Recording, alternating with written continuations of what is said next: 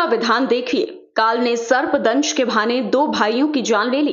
कभी जिस घर में 6 बच्चों के साथ परिजन खुश थे, आज वहां पर शोक छाया हुआ है।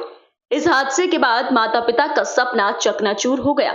रात्रि के दौरान एक ही चारपाई पर पिता के साथ सो रहे बच्चों को सांप ने अपना निशाना बनाया, जबकि पिता को नहीं डसा। 5 दिन पूर्व भी कैमरी के मोहल्ला सिंघाड़ियान में रात में सोते समय दो भाइयों को सांप ने डस लिया था, जिससे दोनों भाइयों की मौत हो गई थी। अब ऐसा ही हादसा जनपद रामपुर के शहजाद नगर थाना क्षेत्र में हुआ है। यहां भी रात में सोते समय दो भाइयों को सांप ने डस लिया, जिससे दोनों भाइयों की शुक्रवार को मौत हो गई। हादसा शहजाद नगर के दीनपुर गांव का है। डालचंद रेलवे में ग्रुप डी में कर्मचारी हैं। उनके 6 बच्चों में 4 बेटियां और 2 बेटे थे। बेटों में 9 साल के शिवम और 13 साल के धीरज थे। दोनों भाई गुरुवार की रात्रि पिता के साथ सो रहे थे।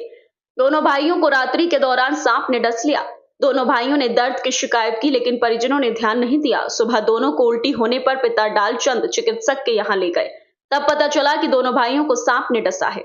कुछ देर में ही छोटे बेटे शिवम की मौत हो गई, जबकि बड़े बेटे धीरज को बचाने के लिए परिजन बरेली ले गए, जहां उपचार मिलने से पहले ही उसकी भी मौत हो गई। परिवार में दोनों बेटों की मौत से परिजनों में कोहराम मच गया। वहीं मां, पिता और चारों बहनों का रोते रोते बुरा हाल था। जानकारी मिलने पर शहर विधायक आकाश सक्सेना दीनपुर गांव पहुंचे और डालचंद के घर पहुंचकर उन्हें दिलासा दिया। शुक्रवार की शाम दोनों भाइयों का अंतिम संस्कार कर दिया गया। दो भाइयों की मौत के बाद परिवार ही नहीं, बल्कि दोस्तों व करीबी भी सकते में आ गए हैं। लोग सोशल मीडिया के जरिए अपनी भावनाओं को पेश कर दुख जाहिर कर रहे थे। एक यूजर्स ने 9 साल के शिवम का फोटो शेयर करते हुए लिखा, मिस यू ब्रो, अभी तो जिंदगी शुरू भी नहीं हुई थी भाई। शिवम गांव के ही स्कूल में कक्षा 5 का छात्र था।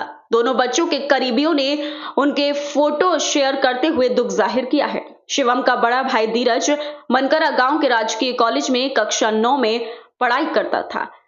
जनपद रामपुर से एमके टीवी न्यूज के लिए इरफान नब्बू की रिपोर्ट।